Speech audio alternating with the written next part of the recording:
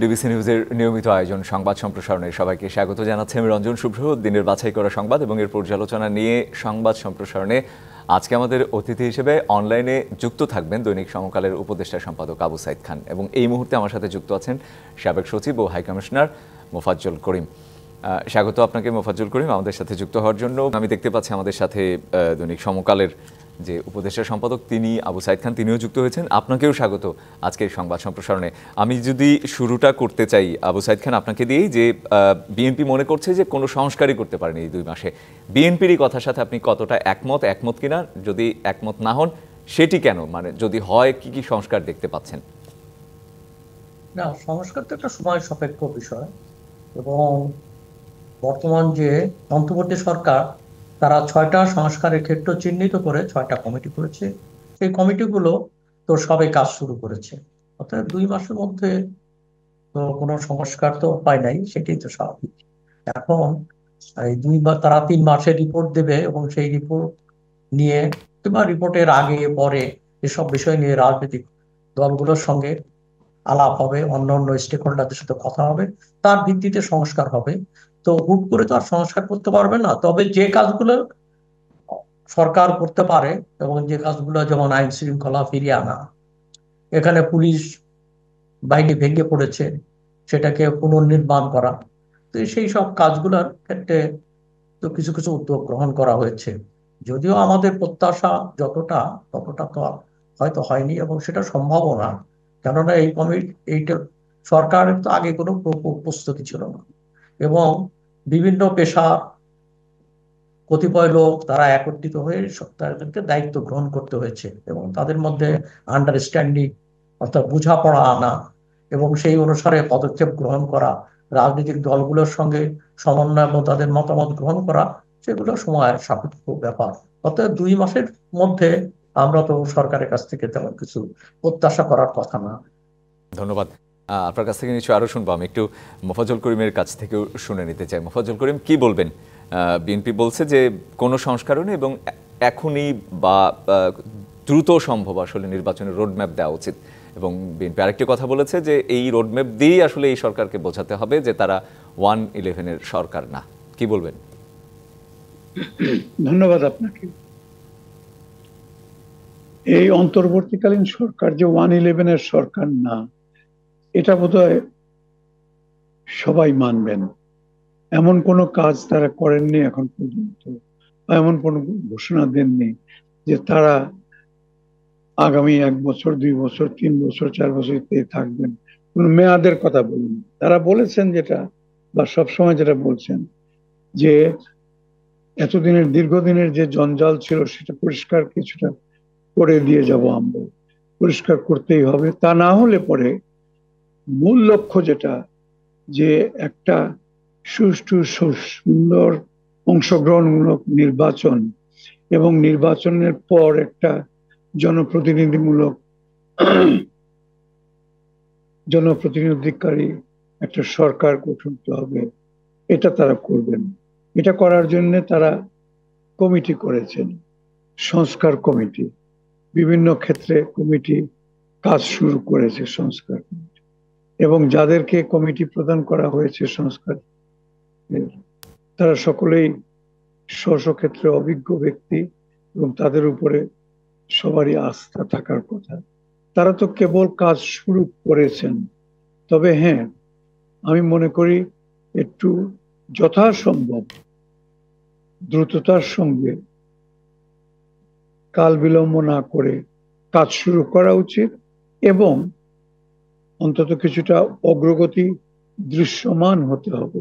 তা না হলে পরে এক ধরনের হতাশা, যেটা ইতিমধ্যেই বিএনপি বা অন্যান্য দল কিছুটা উল্লেখ করেছে, সেটা দেখা দিবে, হতাশাটা দিয়ে কাছে।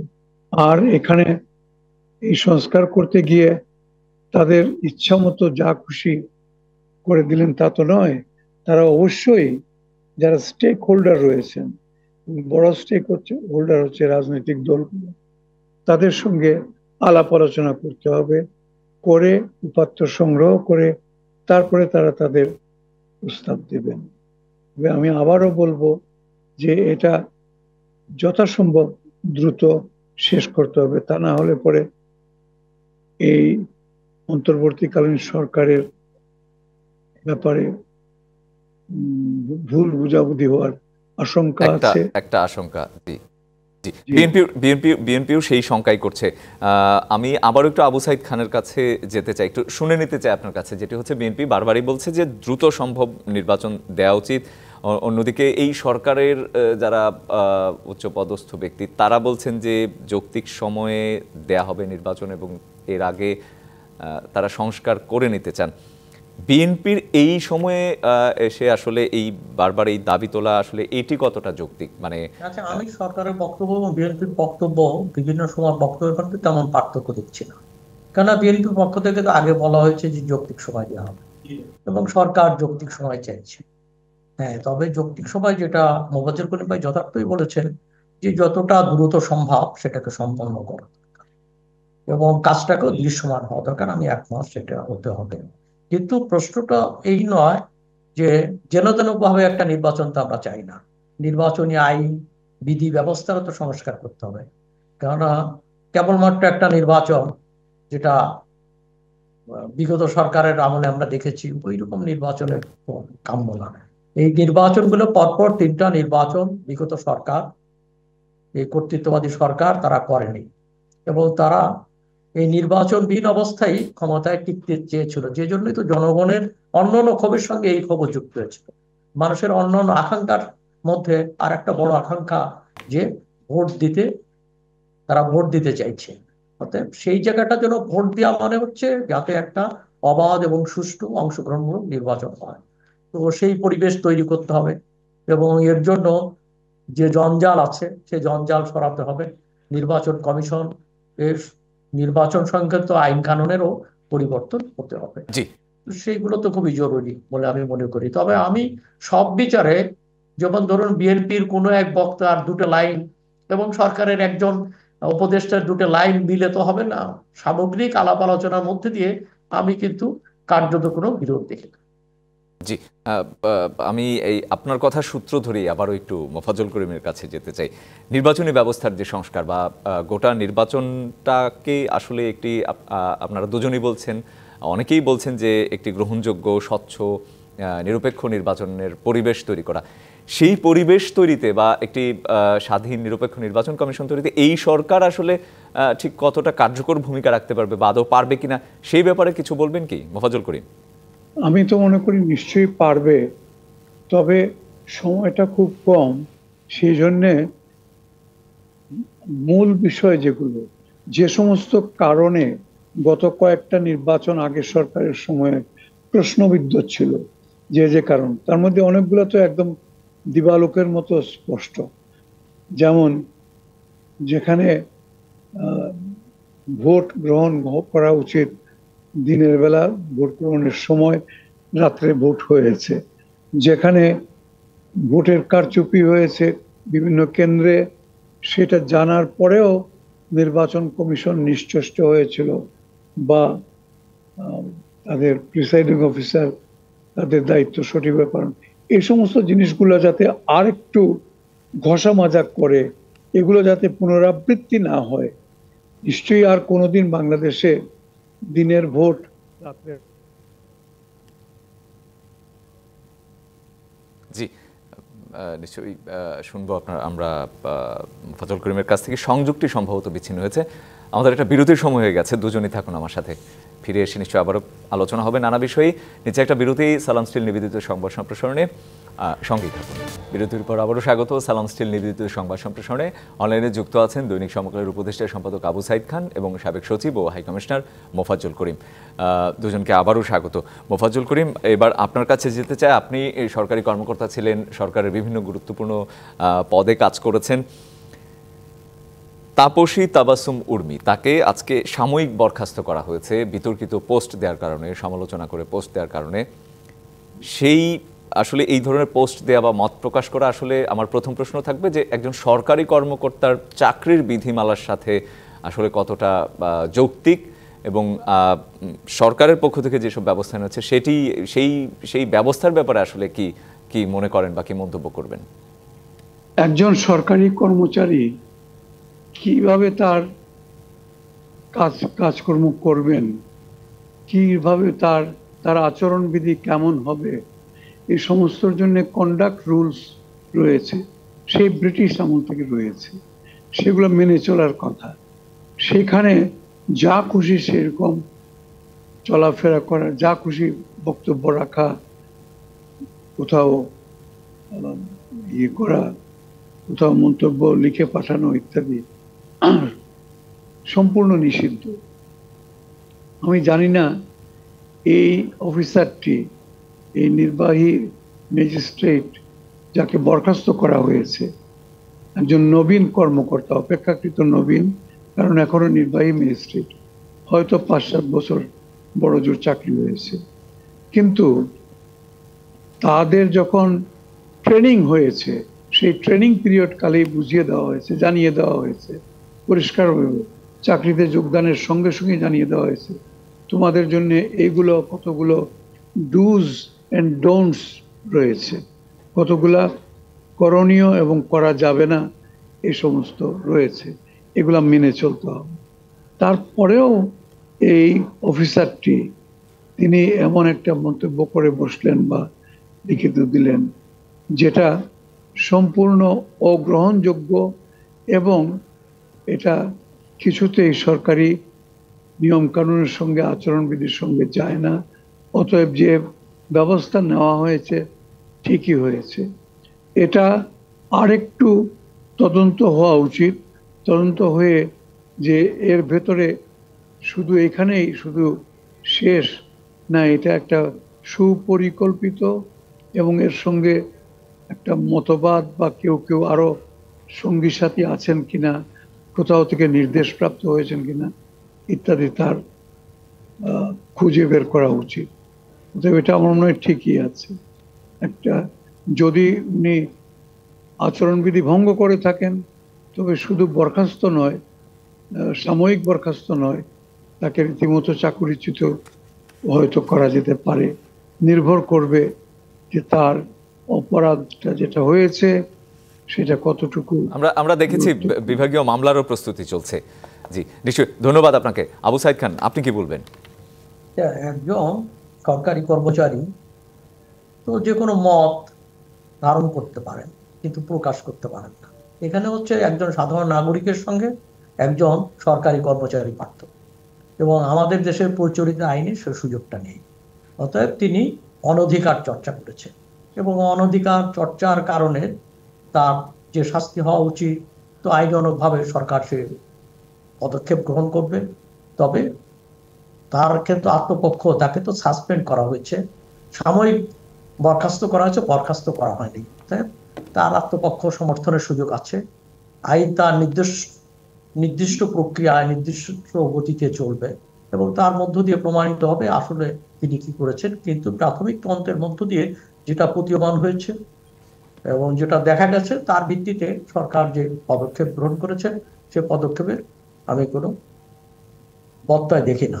আর একটা বিষয়টা হচ্ছে যে পৃথিবীতে আমরা তো যে ব্রিটিশ রুল যেটা মেনে চলি, আমাদের দেশে যে আইনটা বলবৎ রয়েছে সেই আইন অনুসারে ব্রিটিশ আমলেও সুযোগ ছিল না, পাকিস্তান আমলেও ছিল না, বাংলাদেশ আমলেও সুযোগ ছিল না। এবং কোনো সরকারই কিন্তু এই ধরনের সরকারি কর্মচারীদের তো চর্চা, রাজনীতি চর্চার সুযোগ দেয় নেই এবং তার প্রতি সদাই তার বিরুদ্ধে আইনানুগ ব্যবস্থা গ্রহণ করেছে। তবে বিগত সরকারের আমলে যেটা দেখেছি যে তাদের হয়ে যদি কেউ নৌকায় ভোট দিন কিংবা মঞ্চে উঠে বক্তৃতা করছেন, তাদের ব্যাপারে নির্বিকার ছিলেন, নীরব ছিলেন। কিন্তু অন্যদের ব্যাপারে সমালোচনা করলে তো তারা সেখানে, এমনকি কোনো ব্যক্তি বিশেষে তো যখন সমালোচনা করেছে, যে সমালোচনা ধর্তব্যের যোগ্য না, সেই সমালোচনার জন্য সেই সময় সরকার কঠোর ব্যবস্থা গ্রহণ করেছে। তো আমার মনে হয় যে কারো প্রতি তো ইনজাস্টিস নয়, প্রত্যেকেরই তার নিজস্ব অধিকার রয়েছে এবং তার অধিকার যাতে ক্ষুণ্ণ না হয়, অতএব সেটাকে তদন্ত সাপেক্ষেই সেই ধরনের সিদ্ধান্ত গ্রহণ করা হবে। অতএব সিদ্ধান্ত গ্রহণ করা পর্যন্ত আমাদেরকে অপেক্ষা করতে হবে। এবং এইটা আমার মনে হয় সব ধরনের এই সুযোগে, অর্থাৎ বর্তমান অন্তর্বর্তীকালীন সরকার এর সুযোগে, এই সরকার গ্রহণ করার পর এই ধরনের বক্তব্য আমরা হামেশাই দেখছি। আমরা ফেসবুক, ইউটিউবে বিভিন্ন সরকারি কর্মকর্তাদের কিংবা সংশ্লিষ্টদের বক্তব্য দেখছি। আমার মনে হয় এটা কঠোর নিয়মের মধ্যে আনা দরকার, এবং প্রশাসন যদি ঠিক না থাকে তাহলে সেখানে আইন শৃঙ্খলাও ঠিক থাকবে না। এবং একজন ম্যাজিস্ট্রেট যদি এই ধরনের বক্তব্য দিতে পারে, সেটা আইন শৃঙ্খলার জন্য একটা বাধা হয়ে দাঁড়ায় বলে আমি মনে করি। তবে এ ব্যাপারে আইনানুগ পদক্ষেপ সরকার গ্রহণ করেছে, এবং বাকি বিষয়টাও তারা আইনানুগভাবেই খতিয়ে দেখবে বলে আমি মনে করি। অসংখ্য ধন্যবাদ, দুজনেই থাকুন আমার সাথে। আরেকটা বিরতির সময় হয়ে গেছে। সালাম স্টিল নিবেদিত সংবাদ সম্প্রসারণে নিচ্ছে আরেকটা বিরতি, ফিরছি শিগগিরই, সঙ্গে থাকুন। বিরতির পর আবারও স্বাগত সালাম স্টিল নিবেদিত সংবাদ সম্প্রসারণে। আমাদের সাথে আজকে যুক্ত আছেন আবু সাইদ খান এবং মোফাজ্জল করিম। মোফাজ্জল করিম, আপনাকে দিয়ে এবার শুরু করতে চাই।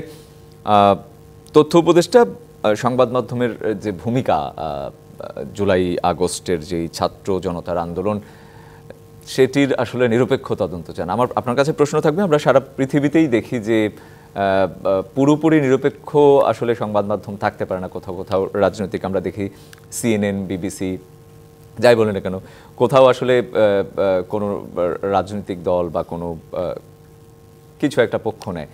সেই ক্ষেত্রে আমাদের মতো দেশে আমরা বারবারই বলি যে গণমাধ্যম নিরপেক্ষ ছিল না বিগত সরকার। নিরপেক্ষ থাকার সুযোগটা আসলে কতটা ছিল, বা সেই ক্ষেত্রে আসলে কি করণীয় ছিল, বা এখন যেটি বলছেন যে নিরপেক্ষ তদন্ত চান, সেই তদন্তর প্রক্রিয়াটা আসলে কেমন হবে বা কি হওয়া উচিত বলে আপনি মনে করেন? দেখুন, এটা তো সর্বজন বিদিত এবং সর্বজন স্বীকৃত যে গত 15-16 বছর সংবাদ মাধ্যমগুলো তারা নিরপেক্ষভাবে কাজ করতে পারে নাই, তাদের কণ্ঠরোধ করে রাখা হয়েছে। বেশ কিছু ক্ষেত্রে অন্যায়ভাবে কোনো সাংবাদিকের বিরুদ্ধে ব্যবস্থা নেওয়া হয়েছে, এমনকি মামলা মোকদ্দমা হয়েছে। তো সেটা তো সম্পূর্ণ অনভিপ্রেত। সংবাদ মাধ্যমের যদি কণ্ঠরোধ করে রাখা হয়, তাহলে পরে তো মূল উদ্দেশ্যটাই তো ব্যাহত হয়ে, অর্থাৎ মূল উদ্দেশ্যটা হচ্ছে প্রকৃত সংবাদ যেটা, ঘটনা যেটা, সেটা প্রকাশিত হোক, সবাই পাঠক, দেশবাসী সবাই যেন জানতে পারে বিষয়টা কি। এবং প্রত্যেকটি সংবাদপত্রের নিজস্ব একটি চিন্তাধারা আছে তাদের। এখানে আমাদের সঙ্গে একজন অত্যন্ত শ্রদ্ধেয় সাংবাদিক রয়েছেন, যিনি সমকালের মতো একটি জনপ্রিয় পত্রিকার তিনি সম্পাদক। তিনি নিশ্চয়ই স্বীকার করবেন যে কাজ করতে গিয়ে যদি বাধার সম্মুখীন হতে হয়, কিংবা বিধিনিষেধের বেড়াজালের মধ্যে আটকা পড়ে থাকতে হয়, তাহলে তাদের যে নীতিমালা,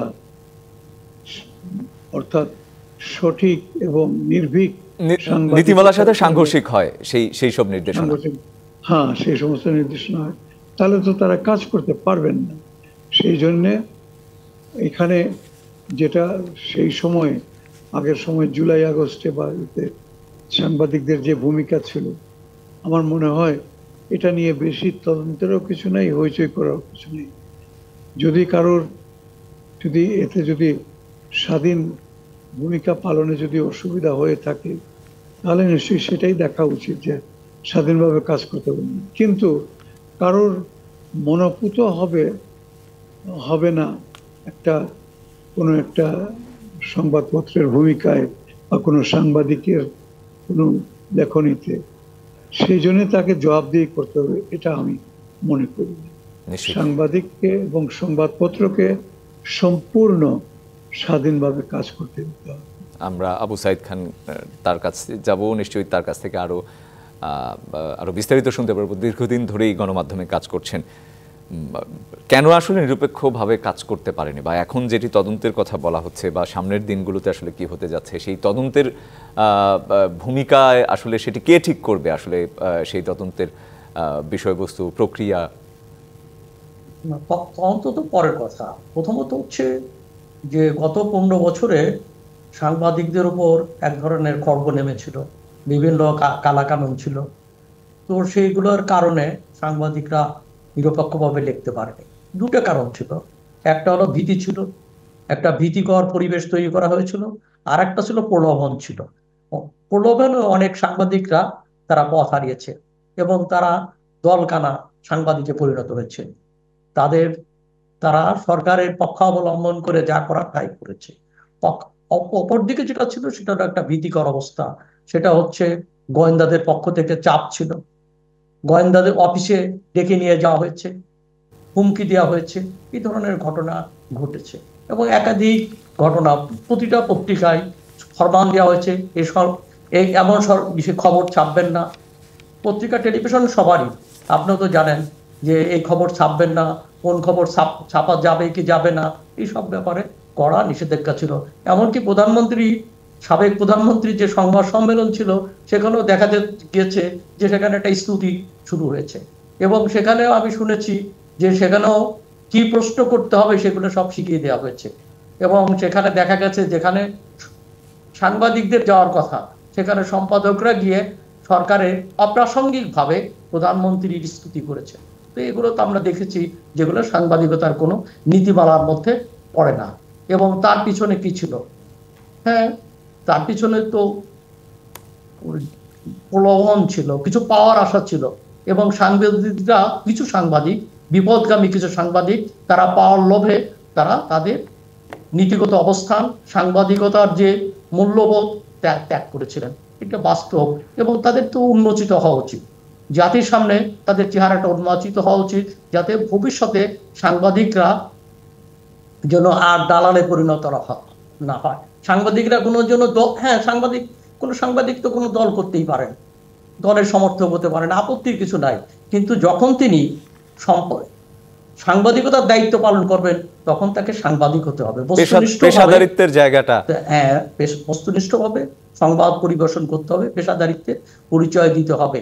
তো যে একটা অধ্যায়, বিশেষ করে আমরা জুলাই আগস্টে যেটা ভয়াবহ চিত্র দেখেছি, সংবাদগুলোকে কিভাবে কণ্ঠরোধ করে দেওয়া হয়েছে এবং দুটো টেলিভিশন কিছুক্ষণের জন্য বন্ধ করে দেওয়া হয়েছিল। তো এইটাও তো আমরা দেখেছি, অনেক সংবাদপত্র থেকে হুমকি দেওয়া হয়েছে যে এই খবর তুলে ফেলে, এই খবর ছাপা যাবে না, এই ধরনের ইনস্ট্রাকশন ফরমান জারি করা হয়েছে। তো সেইগুলো আমরা দেখেছি, সেগুলো চিহ্নিত হওয়া উচিত। এবং এই ব্যাপারে আমার মনে হয় ভবিষ্যতে যাতে সাংবাদিকতা সুষ্ঠু এবং সঠিক পথে চলে, যে কারণে তার পিছনের যে অতীতের মধ্যে কলঙ্ক আছে সেটা উন্মোচন হবে। জি, ধন্যবাদ। একদম শেষ দিকে চলে এসেছি। দুর্গোৎসব নিয়ে যে নিরাপত্তা ঝুঁকি, সেটি সরকার বারবার বলছে যে নিরাপত্তা ঝুঁকি নেই, সত্যিই কি নেই কিনা মোফাজ্জল করিম আপনার কাছে একদম সংক্ষেপে শুনবো। আমি অত্যন্ত সংক্ষেপে বলি, তিলকে তাল করার একটা প্রবণতা দেখা যাচ্ছে। ছোটখাটো দুই একটা ঘটনা যে ঘটেনি তা নয়, কিন্তু যেভাবে সীমান্তের ওপারে সাংবাদিকরা, সংবাদ মাধ্যমগুলো যেভাবে এটাকে ফুলিয়ে ফাঁপিয়ে এমন ভাবে যেন একেবারে এই বর্তমান অন্তর্বর্তীকালীন সরকার আসার সঙ্গে সঙ্গে এবং আগের তাদের প্রিয় সরকার এখান থেকে সরে যাওয়ার পর থেকে যেন একেবারে সংখ্যালঘুদের জীবন সংশয় দেখা দিয়েছে, যেটা সম্পূর্ণ ভিত্তিহীন। আমি মনে করি যে এটা উদ্দেশ্যমূলকভাবে এই প্রচারণা চালানো হয়েছে।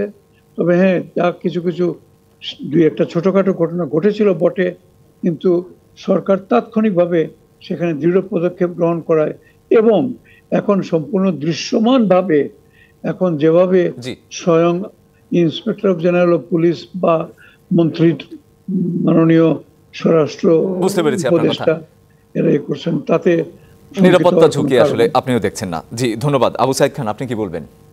আসলে সাংবাদিকতা, সাম্প্রদায়িকতা আমাদের দেশে নেই তা বলা যাবে না, এবং বিভিন্ন বাক পরিবর্তনের সময়, পট পরিবর্তনের সময় কিছু অঘটন ঘটে, সেটা দুঃখজনক, দুর্ভাগ্যজনক, সেটা ঘটা মোটেই উচিত না। এবং সরকার এবং জনগণের দায়িত্ব হচ্ছে সেটাকে মোকাবেলা করা, যাতে এই ধরনের ঘটনা আর না ঘটে। যে কটা ঘটনাই ঘটুক তার পুনরাবৃত্তি হোক, এটা আমরা চাই না।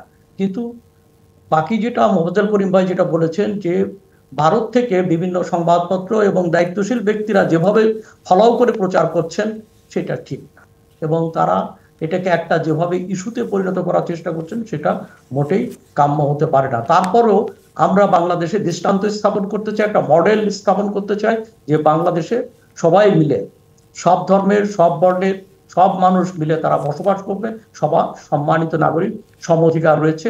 এখানে সংখ্যাগরিষ্ঠ এখানে সরকার, পুলিশ, সংখ্যাগরিষ্ঠ জনগণের দায়িত্ব হচ্ছে যাতে সুষ্ঠুভাবে পূজা হয় এবং পূজার সময় যাতে কোনো রকম অঘটন না ঘটে, সুযোগ সন্ধানীরা যেন কোনো সুযোগ গ্রহণ করতে না পারে সে ব্যাপারে সদা সতর্ক থাকতে হবে। এবং এটা আমরা মনে করি এটা সামগ্রিকভাবে আমাদের সামাজিক দায় বলেও আমরা মনে করি। জি, অসংখ্য ধন্যবাদ আবু সাইদ খান এবং মোফাজ্জল করিম আমাদের সাথে সালাম স্টিল নিবেদিত সংবাদ সম্প্রসারণে যুক্ত হওয়ার জন্য। আর এই ছিল সালাম স্টিল নিবেদিত সংবাদ সম্প্রসারণ। ডিবিসির সঙ্গেই থাকুন।